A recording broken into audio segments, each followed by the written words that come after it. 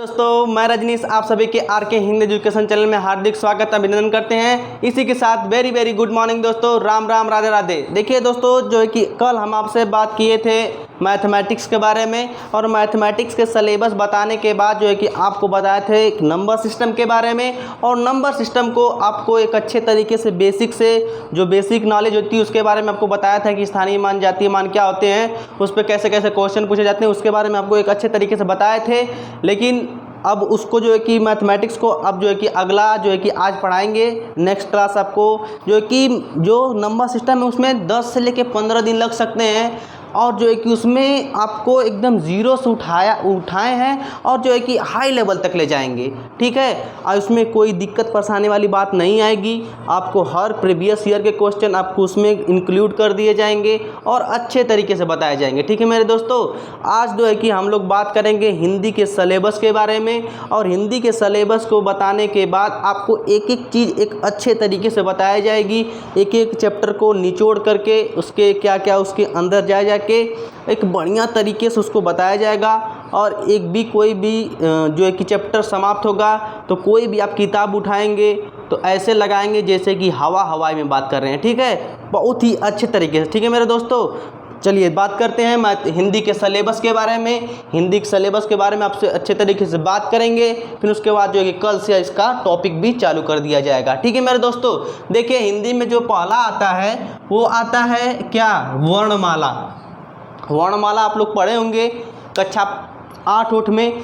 तो वर्णमाला क्या होता है कि कौन सी संयुक्त संख्या है, कौन सी मिश्रित संख्या है, कौन सी मतलब कि 2 अंकों से बनी संख्या है, कौन अर्ध संख्या है, ऐसे जो संख्याएं होती, कौन संख्या कंठ से बोली जाती हैं, कौन संख्या तालु से बोली जाती हैं, कौन सी संख्या जीभ से बोली जाती हैं, जितने भी बहुत इसमें जो है कि कंसेप्ट होते हैं। और जो है कि हर एग्ज़ाम में ऐसा कोई एग्ज़ाम ही नहीं है जिसमें से वर्णमाला से क्वेश्चन ना पूछे। ऐसा मतलब ये नहीं कि केंद्र में जिसमें हिंदी है उसमें ऐसा हो ही नहीं सकता कि जिसमें जैसे यूपी का हो गया, किसी स्टेट लेवल की जो भी होता है उसमें जो है कि हिंदी का जो जिसमें सब्जेक्ट होता है उसमें वर्णमाला पूछेगा ही पूछेगा। 1-2 क्वेश्चन 3-4 क्वेश्चन भी हो सकते हैं, और बहुत ही अच्छे तरीके से बताया जाएगा कि एक भी क्वेश्चन आपको ना छूटे, ठीक है मेरे दोस्तों। उसके बाद आती है संज्ञा।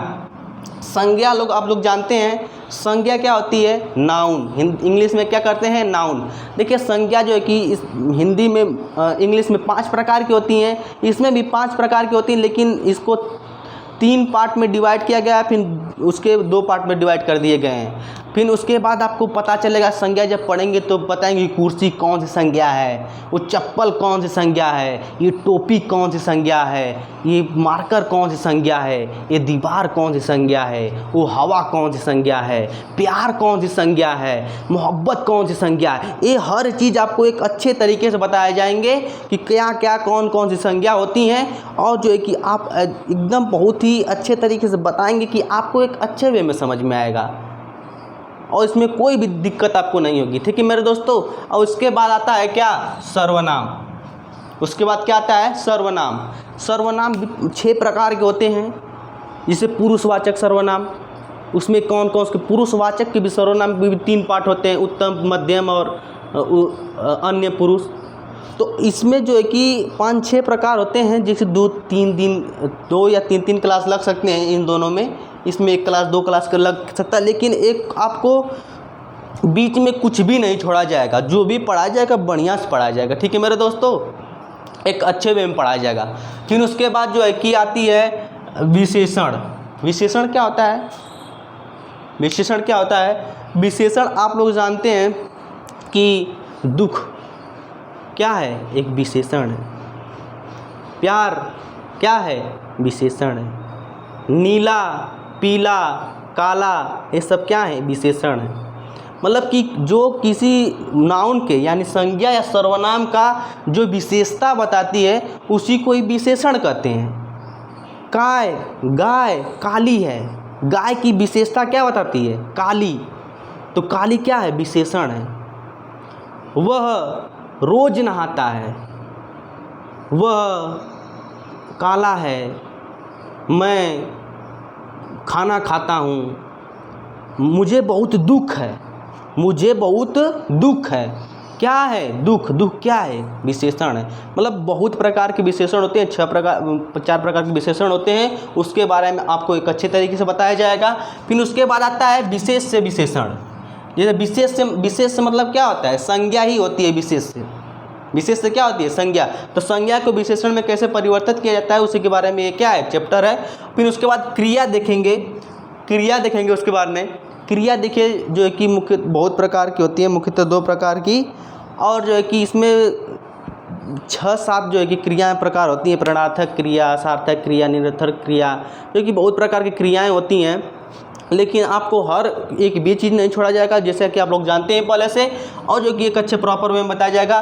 और जो कि क्रिया विशेषण, अब क्रिया विशेषण क्या होता है, क्रिया की जो विशेषता बताती है, क्रिया की जो विशेषता बताए उसे क्रिया विशेषण कहते हैं। और जो कि ये सब अलग अलग चैप्टर को आपको 2 दिन 3 दिन लगेंगे, एक चैप्टर में 4 दिन 5 दिन, और जिसमें 10-10 दिन भी लग सकते हैं। जैसे में संधि हो गया, समास हो गया, तो आपको एक अच्छे वे में पढ़ाया जाएगा, ठीक है। उसके बाद कारक चिन्ह जानते हैं ना, कब प्रश्नवाचक कौन सा है, कारक चिन्ह, कारक पढ़ेंगे, कर्ता ने कर्म को कर्ण से समाधान के लिए, ये सब होता है। फिर लिंग पढ़ेंगे हम लोग। उसके बाद लिंग क्या होता है, लिंग मतलब जानते हैं ना, स्त्रीलिंग और पुल्लिंग लिंग। नाक कौन सा है, स्त्री है कि पुल्लिंग लिंग है। ये पेन कौन सी है, स्त्रीलिंग की पुल्लिंग है। ये बोर्ड कौन सा है, ठीक है। लिपस्टिक क्या होती है, स्त्रीलिंग की पुल्लिंग लिंग। इसी तरह हर चीज़ आपको एक अच्छे वे में बताया जाएगा, एक ट्रिक के माध्यम से, और वो भी ऐसी ट्रिक जो आप ना भूलें, ठीक है, बहुत ही अच्छे तरीके से। फिर उसके बाद आता है वचन, एक वचन बहुवचन। एक वचन बहुवचन जानते ही हैं, एक वचन बहुवचन मतलब कि 2 क्या है, बहुवचन है। इसी तरह एक वचन 2 वचन में जो कि समाचार क्या है, एक वचन के बहुवचन है। तो इसी तरह इसमें क्या पढ़ेंगे, वचन के बारे में पढ़ेंगे। फिर उसके बाद स्वर पढ़ेंगे।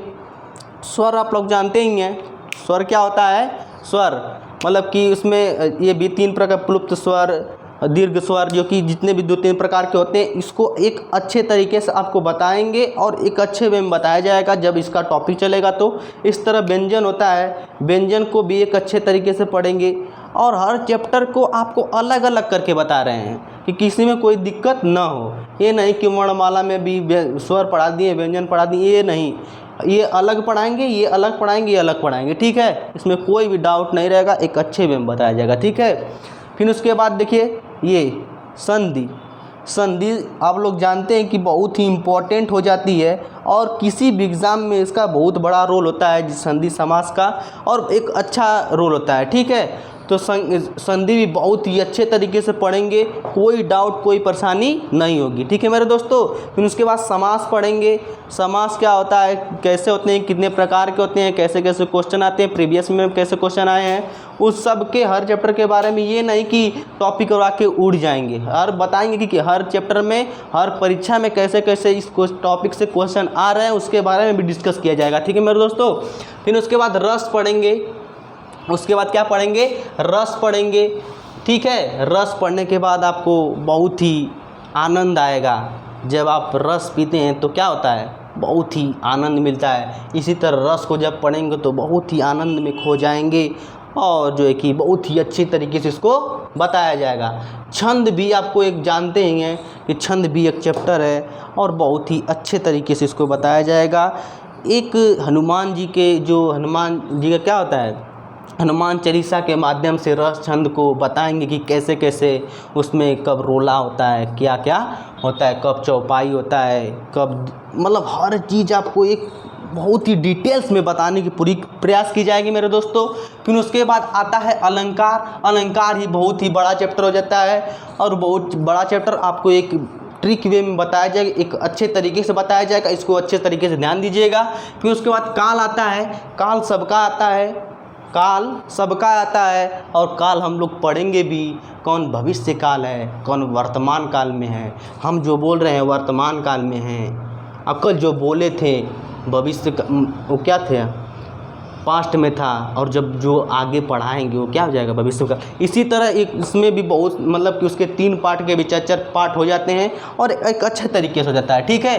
फिर उसके बाद विराम चिन्ह के बारे में पढ़ेंगे कि कब ये चिन्ह कौन सा है, ये चिन्ह कौन सा है, फिर उसके बाद जो है कि ये चिन्ह कौन सा है, उसके बाद ये चिन्ह कौन सा है। मतलब विराम चिन्ह भी 10-20 होती हैं जो कि इम्पोर्टेंट होता है, उसके बारे में आपको एक अच्छे में बताया जाएगा।